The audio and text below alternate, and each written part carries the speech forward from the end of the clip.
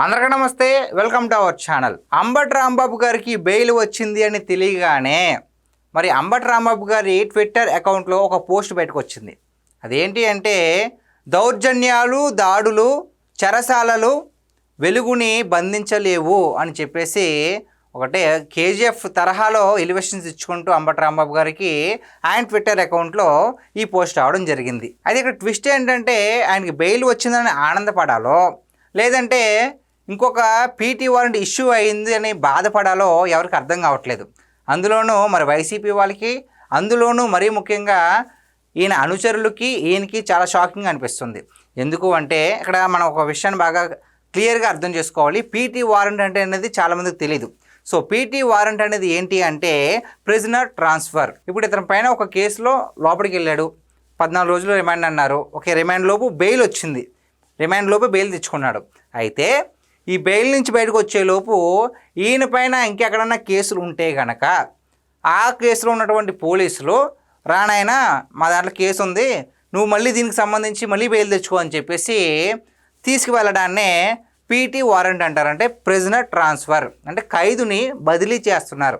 ఒక పోలీస్ అంటే ఒక చోట నుంచి మరొక చోటకి ఖైదుని బదిలీ చేయడాన్నే పీటీ వారెంట్ అంటారు. ఇక్కడ కూడా సేమ్. మరి అంబటి రాంబాబు గారి మీద చాలా కేసులు ఉన్నాయి. అయితే ఒక కేసు నుంచి బయటకు రాగానే పీటీ వారెంట్ మీద ఇంకో వేరే కేసు ఉంది కదా, అది ఓపెన్ చేస్తున్నారు.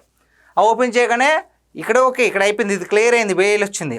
మళ్ళీ ఇక్కడ గురించి మరి ఈ కేసు గురించి ఆయన మళ్ళీ బెయిల్ కోసం ప్రయత్నించాల్సిందే. ఈ విధంగా అయితే అంబటి రాంబాబు గారి పరిస్థితి అయితే ఏర్పడింది. ఎందుకు ఏమిటి అంటే కేవలం నోటు దురుసండి. మన వెనకాల మన అధినేత ఉన్నారు కదా, మన అధ్యక్షుడు ఉన్నాడు కదా, అతను చూసుకుంటాడు, ఏముందిలే అని చెప్పేసి ఈ విధంగా మనకి ఏమైనా ఆయన ఉంటాడనే నమ్మకంతో ఆయన్ని నమ్మి ఆయన చెప్పింది ప్రతిదీ చేయడం వల్ల ఒక్కొక్క కేసు నమోదైంది. అంతేకాకుండా ఆయన వ్యక్తిగతంగా మరి కేసులు కూడా ఉన్నాయి కదా, అంతకుముందు మరి అధికారంలో ఉన్నప్పుడు కానీ అధికారంలో లేనప్పుడు కానీ ఆయన చేసిన కొన్ని దౌర్జన్యాలకి ఆయన మీద కూడా కేసులు ఉన్నాయి కదా. ఇలా ఒక్కొక్క కేసు కూడా ఓపెన్ చేస్తున్నారు. ఓపెన్ చేయడం వల్ల పీటీ వారెంట్ అనేది ఇష్యూ అవుతుంది. ఈ ఇష్యూ వల్ల ఇక్కడతో ఓకే, ఇక్కడ క్లియర్ అయింది ఇందాక మనం మాట్లాడుకున్నట్లుగానే. మళ్ళీ ఎక్కడికైతే పీటీ వారెంట్ ఇష్యూ చేశారో దాని గురించి బెయిల్కి అయితే ప్రయత్నించాల్సి వస్తుంది. దీని అందరితో చూస్తుంటే నాకు ఒక మాట గుర్తు వస్తుందండి. అంటే మూలిగే నక్కపైన తాటికే పడ్డట్టు. ఇప్పటికే ఆయన ఏమో రిమాండ్లో ఉంటున్నాడు. ఆయన అధినేత చెప్పినట్టుగా మరి ప్రజెంట్ ముఖ్యమంత్రి అయినటువంటి నారా చంద్రబాబు నాయుడు గారిని ఏ విధంగా దూషించారో ప్రతి ఒక్కరికి తెలిసిందే. అప్పుడు అరెస్ట్ చేసిన తర్వాత మరి కోర్టు ఈయన సెంట్రల్ జైలుకి అయితే పంపించడం జరిగింది. అప్పుడు దాని గురించి వీళ్ళంతా ఏం చెప్పారు, ఇదంతా అక్రమ అరెస్టు అని చెప్పేసి చాలా కక్షపూరితంగా చేస్తున్నారని చెప్పేసి మాట్లాడడం జరిగింది. అయితే నాకు ఇక్కడ డౌటు, అతని లోపల పెట్టించింది కోర్టు, అంటే బెయిల్ వస్తే బెయిల్ ఇప్పించింది కూడా ఎవరు, బెయిల్ మంజూరు చేసింది కూడా ఎవరు, కోర్టే.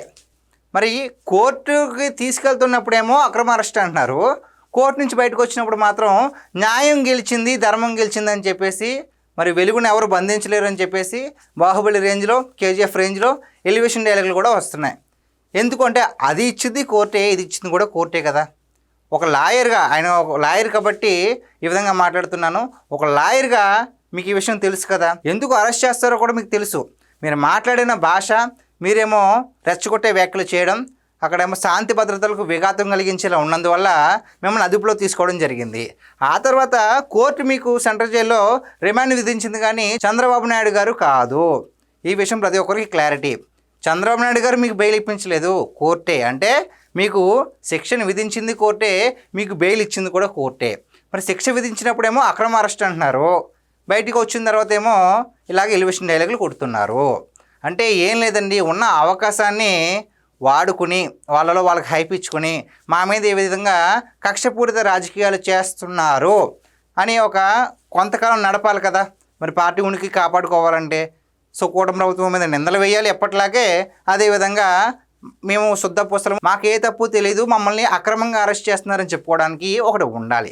సో ఈ విధంగా అయితే వైసీపీలో ఉన్న నేతలు డ్రామాలు వేస్తూ వస్తున్నారు. అయితే ఎన్ని డ్రామాలు వేసినా కర్మ అనేది ఒకటి ఉంటుంది. మనం చేసిన పనికి మంచి అయితే మంచి తిరిగి వస్తుంది, చెడు అయితే చెడుగా తిరిగి వస్తుందని చెప్పేసి కర్మ సిద్ధాంతం నమ్మేవాళ్ళు కొంతమంది ఉంటారు. అయితే ఈ రిజల్ట్ ఏదైతే ఉందో, ఏదైతే పీటీ వారెంట్ ఇష్యూ ఏదైతే ఉందో మరి దీనికి సంబంధించి వెంటనే కక్షపూరిత రాజకీయం చేస్తున్నారని చెప్పేసి అంటూ వస్తూ ఉంటారు నాకు తెలిసి. ఎందుకు అంటే ఆయన గతంలో చేసినటువంటి కేసులే ఇప్పుడు ఓపెన్ అయ్యి ఆయన తీసుకెళ్తున్నారు తప్ప ఇక్కడ కక్షపూరిత రాజకీయం అనేది ఎక్కడా జరగట్లేదు. సో గైస్, ఇది రోజు మన వీడియో. ఈ వీడియో పైన మీ విలువైన అభిప్రాయాన్ని కామెంట్ రూపంలో తెలియజేయండి. Thank you.